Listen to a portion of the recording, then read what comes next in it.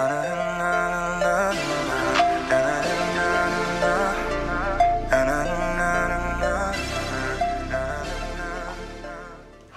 and welcome to Yonkers Spotlight. I'm London Reyes. And I'm Stella Suchow, and we are your hosts. Today we have a very distinguished guest with us, known for his lifelong fight for education in Yonkers, Dr. Nader Sayegh. Dr. Sayegh is a 60-year resident of the city of Yonkers and grew up on Waverly Street with 5 of his siblings. He is married to his wife, Sana, and together they have raised 5 children who all have very successful careers. He has an extensive background of college education. He received his associate's degree at Westchester Community College, a Bachelor of Arts from Lehman College, a master's degree in international affairs from Fairleigh Dickinson University, and a professional diploma in administration and supervision from Fordham University, and last but not least, a Juris Doctor of Law degree from Pace University. Wow, I feel smarter just sitting here. I must say, working his way through college, Dr. Sayegh also dedicated himself fighting for education opportunities and making sure that everybody received equitable services. He also served 45 years as a school teacher, a principal, college professor. He serves on the Yonkers Board of Trustees. And with all of that, he still has time to practice his law degree on top of that here in the city of Yonkers. Yes, and that's a good thing.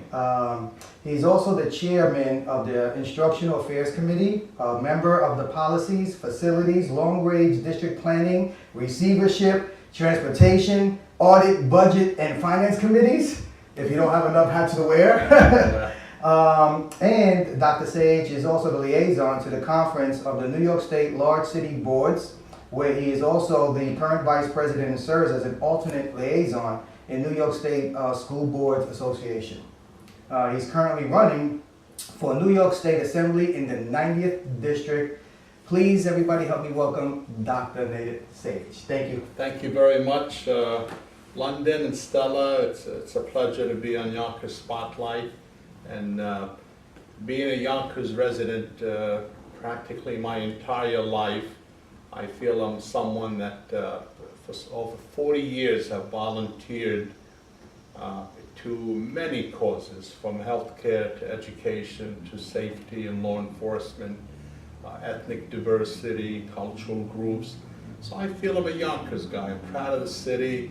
I and my 8 brothers and sisters, siblings, are all products of the public school system. I have 5 daughters that are all products of the public school system.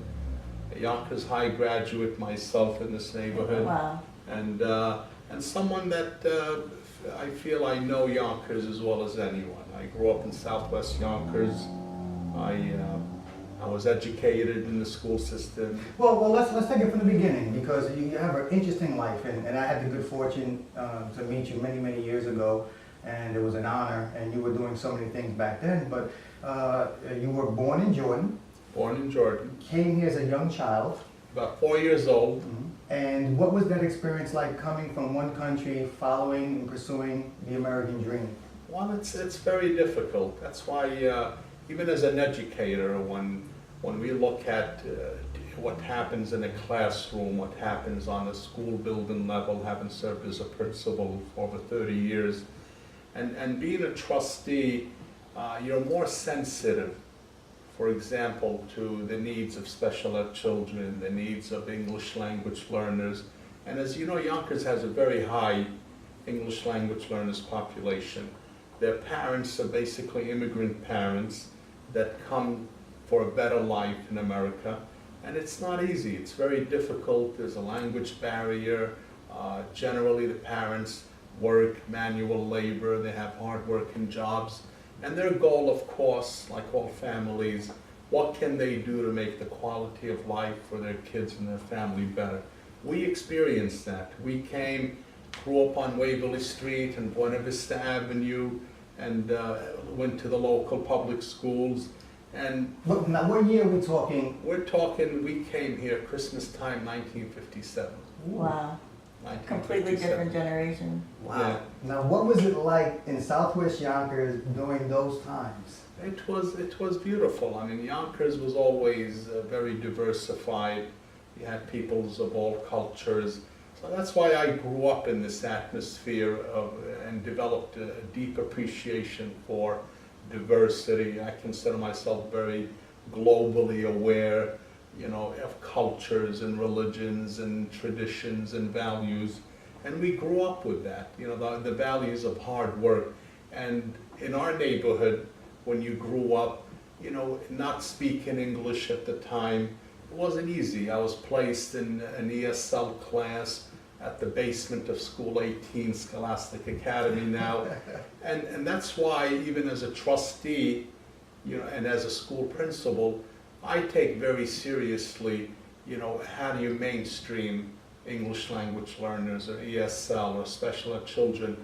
Do you put them all together in some basement, some corner of a school, you know, out of sight, or do you try to integrate them? So that's why even in my role, those experiences of respecting cultural diversity and making sure nobody's bullied or nobody's picked upon because they have a language barrier or they look different, these are things that stay with you the rest of your life. And even as an educator, and today as a candidate for assembly in the 90th district, which is really important for Yonkers. It represents the bulk of the city of Yonkers. It's the only state delegation member that truly represents totally the city of Yonkers. About 80% of the city is in the 90th Assembly District. So the needs of Yonkers, whether it's education, funding, whether it's the tax burden that impacts homeowners, whether it's kids that are being educated or adults that are looking for programs or senior citizens, it's all crucial to know the city and know who lives in the city and what their issues and concerns are.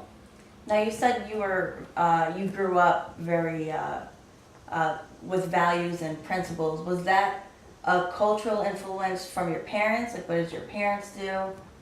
It was a combination. It was, of course, we came with our culture, with our values. And like all ethnicities and all groups that come to America, it's the land of dreams, and you come and you work hard, and the values that were instilled in us were, you know, yes, we're living in a new country, you gotta work hard. You know, we were taught early on, make sure you live in America, you learn English, you gotta make sure you become part of society, you gotta be very proud of who you are, and you're an American. But at the same time, we're taught to hold on to our religious values, our cultural values, and our language. That's why all my life, I've always, even as an educator, promoted, you know, multilingual abilities. Even as an educator, I was a principal of School 13 for many years, not too far from me. And at School 13, I was the only school that developed the dual language program, where we made sure that children, all children, were taking English as well as Spanish. And in other schools, Italian might have been taught. In other districts, kids were learning Vietnamese or learning Arabic or learning other languages. And the beauty of it is to recognize that we're living in a global society. And when you live in a global society, it's not like 50, 60 years ago where, you know, you barely speak English and you're doing fine. Today in the job market, it's such where our children need to be bilingual and trilingual. Right. You look at Latin America and the Middle East and Africa and Asia, everybody's bi and trilingual over there. So in order to compete with global societies, you gotta be multilingual, you gotta know cultural values. If you work for IBM or you work for Xerox or you work for these multinational, international corporations, so you can't be too locally oriented. Right. So you want the local traditions, but you want to be globally oriented. And that upbringing for me, you know, was instrumental in how I grew up, how I looked forward to my education, how I looked forward to what I did as a professional, as an educator with children that I had a fiduciary duty with or I was entrusted with. I wanted them to be globally oriented. we at School 13 and throughout the public schools motivated positive reinforcement.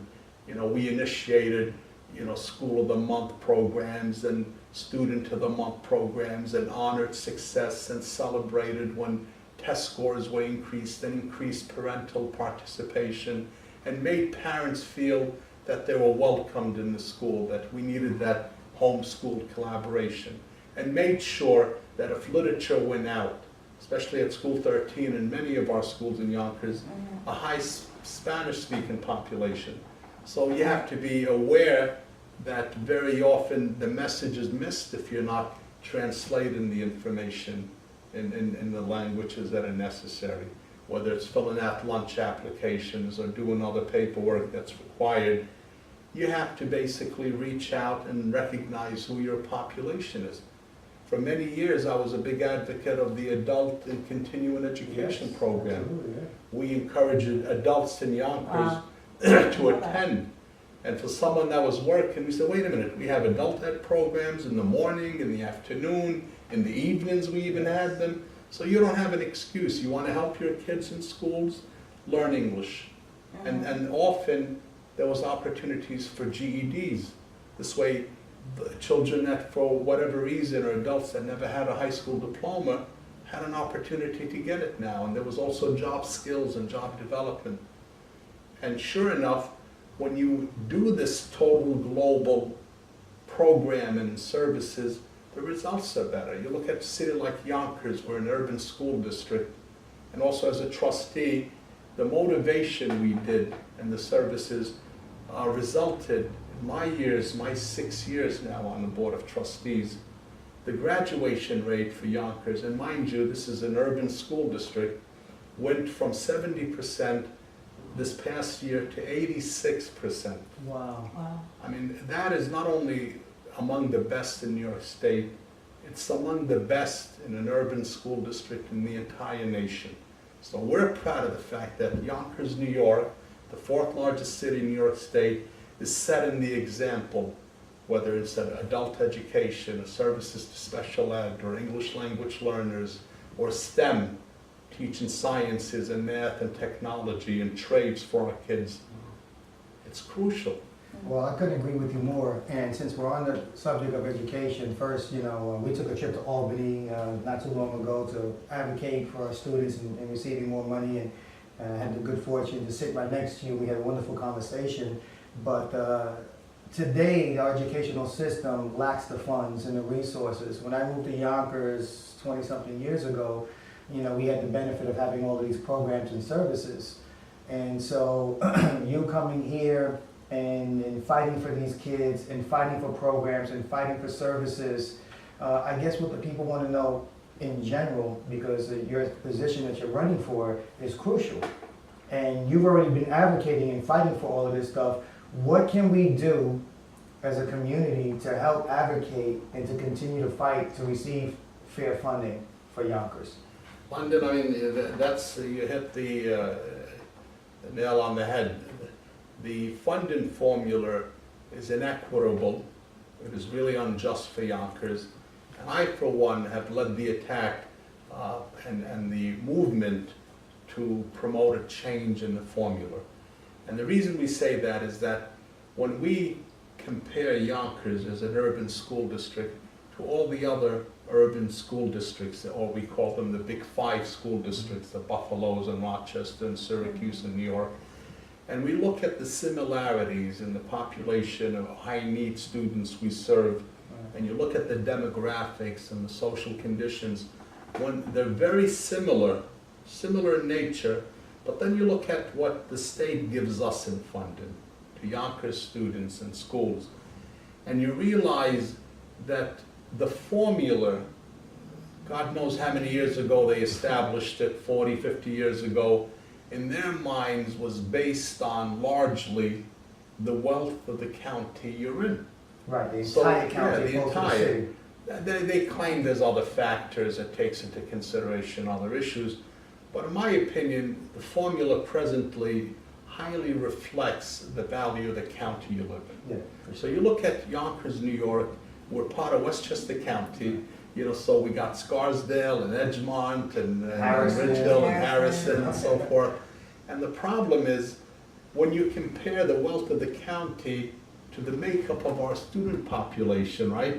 Yonkers recently, the numbers of free and reduced lunch is near 80%. So when our kids and their family, 80% qualify for the federal formula that determines economic eligibility for free and reduced lunch, which is really the basis of the formula recommendations I'm making, and I will make and demand some change as an assemblyman, is that federal formula that I think is truly more reflective of the value of the economic situation, right? That federal formula applies throughout the nation. In my opinion, it's based on a set structure of economic factors, right? Right. And it applies to urban settings throughout the nation. So it's reflective of fairness and equity, right? If you apply that federal formula, then there would be more similarities to funding for the Big Five, including Yonkers. And when I did my research and I looked at what's the real value, people say, well, we're shortchanged in Yonkers, but nobody really ever threw out real figures. And you know what it amounts to? Talk to me. Yeah, it amounts to, just to give you an example, the other big five cities, right outside Yonkers, get on the average $12,000 a year of state funding per child per year, right? Guess what Yonkers gets on the average? I hate to ask. $7,000 Wow. a year per child. The difference is $5,000 a year of shortfall. Sure. That's where I look at the inequity. $5,000 times, we're approaching nearly 27,000 kids in our public school system. We're one of the few cities that has a continuous growth in enrollment when people in other big cities are losing enrollment. And they're building schools, and we have schools that are 75% on the average. Our initiative to rebuild schools, again, is impacted by this formula, Right. where if you build a new school in Buffalo, you get reimbursed 98%. In Yonkers, we were getting 60%. With all the lobby in the last 5 years or so, they brought it up to 70%. But that difference between 70% to 100% that we have to pay, and the impact on Yonkers homeowners and Yonkers taxpayers is a tremendous impact, a negative one. So the formula, if you look at $5,000 a year per kid, you start looking at numbers in the area of $45 million. And as well as I, London, lobby in Albany, it's almost embarrassing. We do it because it's a necessity. Our PTA, our teachers, our city administration, our community at large gets involved. We lobby. But the annoying part of it is we run up to Albany every year because of the shortfall, and it seems like we're always begging every year. And the state people that we meet with in the government budget office or the chairmen of the various committees that allocate the funding, well, you guys from Yonkers are always year after year coming here begging us. And I often say to them, I say, look, fix the formula, Right. give us what we're entitled, our fair share, and we'll never come up and beg you again. Right. Right? Amen. Amen, right? So that's a crucial issue. That's, in my opinion, the centerpiece of my campaign. But I also know there's a lot of other issues, a lot of other concerns. I walk the streets, I Well, visit the let's community. talk about some of those concerns, and we're going to take a quick break, and we're going to talk about the transition from Dr. Sayegh coming to Yonkers and becoming educated, serving the community, and we're going to get into why he's running for office. Please stay tuned. You're watching Yonkers Spotlight. We'll be right back. Welcome back to Yonkers Spotlight. We are sitting down with the Honorable Dr. Nader Sayegh. We just talked about a little bit about his upbringing, what it was like growing up in the city of Yonkers. And we mentioned earlier that he did attend college for an X number of years, very well educated. When he was in college, he decided to fight for education. And we just wanted to ask you, what really inspired you to dedicate yourself? When did you make that decision that you wanted to fight for educational opportunities and services? Actually, when I graduated Yonkers High School in 1970, and at the time my principal, a fellow by the name of John Guzzo, great educator, and even in high school I was on the football team and active with a lot of causes in the school, and being multilingual, I spoke a little bit Spanish, and of course I was fluent in Arabic and English. Wow. And the principal would reach out to me, even knowing my relationship as a football player and as someone active in the school. And I was actually helping the principal and the administration communicate sometimes when there's students that had difficulties or troubles. And I was able to reach out and say, hey guys, if there was bullying, there was problems, cut it out, And I guess being a football player at the time, gave me a little bit of that advantage. And sure enough, when I finished my bachelor's degree, and I finished, by the way, in 3 years. I finished my bachelor's degree in 3 years.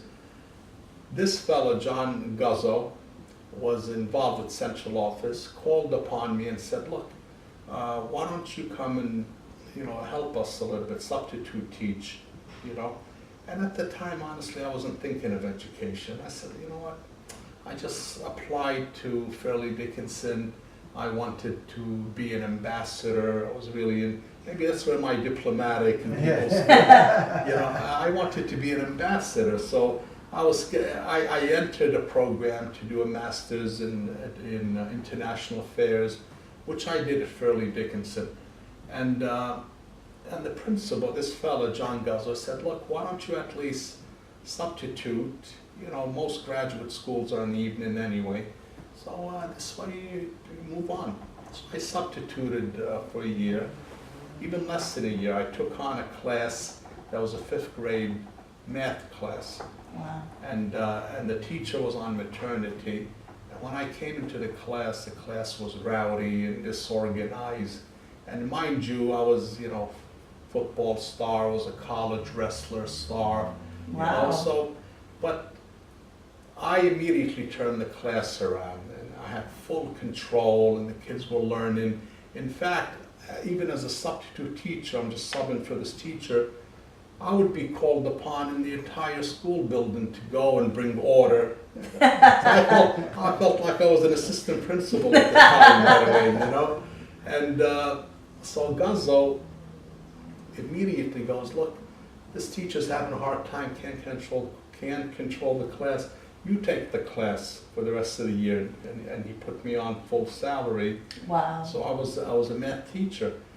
The following season, I'm saying, look, this is a short-term thing. So Guzzo tells me, oh, there's a social studies, and that's my major, was history, political science, cultural affairs. So he said, why don't you teach history? And I was taking the place of my former 8th grade history teacher, Mr. Portello. Wow. And for me, it was amazing that I was going back into my high school, because at that time it was Fermi. The old Yonkers High was where Fermi is. Right. And Poplar and Linden. Yeah. So here I am, I'm coming back 3 years later, and I'm walking in as an educator, as a teacher, and I'm taking the place of my former history teacher. Wow. So I did that, and I did it for about a year, and then he convinces me, why don't you get into administration? And I became a principal on special assignment, and I used to cover those days. Most of the elementary schools didn't even have APs, assistant principals. So what year are we talking? About 70, 76, okay. 1976. Wow. And the biggest thrill for me was, being told, look, we need your help. And I said, how? They said, the principal of School 18, which is Scholastic now, is not feeling well, and we need you to go cover that school. And for me, that was my elementary school, Wow. school 18. So So- going back Yeah, full so I went back to school 18, and the amazing feeling was, meeting Miss Chanowski, my 6th grade teacher, and I'm walking there now as the principal. Oh my God, that is crazy. Huh? Isn't that? Wow. Yeah, so, so even though my goal at the time was short term, I loved education. And then, I often laugh about how going into it, it was supposed to be a short term thing. And then when I left after 35 years as an educator, I put my years in, and even after 35 years, during that time, with all my activity, I still went to law school at night, and I got my law degree, so I've had a successful law practice. So when I retired after 35 years, it made sense, to utilize that educational experience, and I was appointed by Mayor Spano to the Board of Education. Well, that's interesting because, I think that, you being educated through the public school system and then getting your degree and then coming back, that is a wonderful story. And sometimes you need somebody that really is from Yonkers, that has a full understanding because they went to public school their entire life here. Yeah. And not only did you, but your children also attended public schools. did. And you sit on the board, so that's phenomenal, and we commend you for that. So you're running for office, and I know that's got to be scary. And how did your family feel about that? Because that's not an easy thing. You're gonna have people taking shots at you. They're always gonna attack you. Some things they're gonna say are gonna be totally not true. How do you deal with that, and how do your family deal with that? It's a good point, London. Politics, unfortunately, in America has become too divisive, too much negative, too much stereotyping, and unfortunately it starts on the federal level, and it causes so much division among people. And I understand and respect people have values and they have beliefs, but years ago, my recollection was, even though politicians disagreed and they debated, at the end of the day, whoever was elected, the other person would congratulate the winner, and they would work together. And then when you got elected, your job was to represent the entire public in your district, wherever you're running for. Today, it's become so philosophically different and divisive to the point where, there's anger, it becomes very negative, you get attacked, your family gets attacked, and a lot of very qualified individuals that should be involved in government and political affairs and are swaying away because of this point. And I myself, I've always been mild-tempered. I've always been someone that I consider myself a conflict resolution guy. Yeah. I'm a coalition builder. I'm a team builder. As a school principal for many years, I worked with parents, with teachers, with students to really motivate them, build pride, and let them feel that they're part of the decision making, that it's a teamwork. When we achieve success, everybody's successful. Everybody benefits from that. And seeking the assembly seat, for me, it was really the right timing. As I said earlier, I have 5 daughters. 4 of them are in their professions. They've done very well.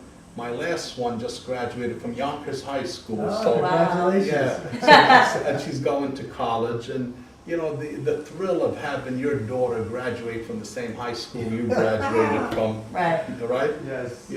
And giving her diploma as a trustee, Ooh. Aw. yeah, that was amazing. But politically, family members, of course, when we were talking about the possibility, we're concerned just for the point you brought out. My brothers are all medical doctors in Yonkers. All of them had the same bringing like I did. Sure. Public school, lived in Southwest Yonkers, worked hard, went to Mexico to medical school in the Dominican Republic and Antigua, right? Right. Came here, New York Medical College. Their population of patients they serve, largely from West Yonkers, they're all extremely fluent in English, Spanish, and Arabic. In my opinion, tremendous patient-doctor relationship. So the family values of feeling good about ourselves and working hard, and everything we've ever done, we achieved working hard. You know, we felt that the political aspects may be something that may be a negative thing. Right. But when I persuaded family members, look, this is a passion, this is something that I've done for 40 years. I'm not just someone that, let me get active now because I'm thinking about politics. I've done it before, long before there was an interest in running for office. Right. So that energy and that role at the Board of Education and and seeing the inequities that take place really drove me. And you and I lobbied in Albany how many times. You know, those type of efforts tell me, hey Nader, it's a vacant seat. Shelley Mayer just got elected state senator, right? She was a very effective legislator in Albany with our state delegation. Why not go up there and continue the fight? And for me, it's not going up to Albany and let me spend a year or 2 years learning the ropes. I know the ropes. We've been up to Albany. We've lobbied with the governor's office and the budget offices and the Big Five and the Board of Regents. We've dealt with all that. Right. So I'm someone that I feel capable of going up and really immediately start pushing the agenda that benefits Yonkers and our kids and our taxpayers. That's the main initiative. So yes, it was negative, but once the decision was made, my family's fully in support and they're looking forward, and I'm looking forward to, you know, with the endorsements I have and the support I have and the party designations. Who are some of the people that endorsed you and your candidacy? Well, initially, of course, you know, being a Democrat, I went to the Democratic Party. Right. And I was so happy and glad to receive practically a unanimous support of the Democrat committee members and district leaders, which is really a testament to my long history of knowing the city and so forth. And in addition to the Democrat endorsement, I have the Independence Party endorsement, I have the Reform Party endorsement, and I have the Women's Equality Party endorsement.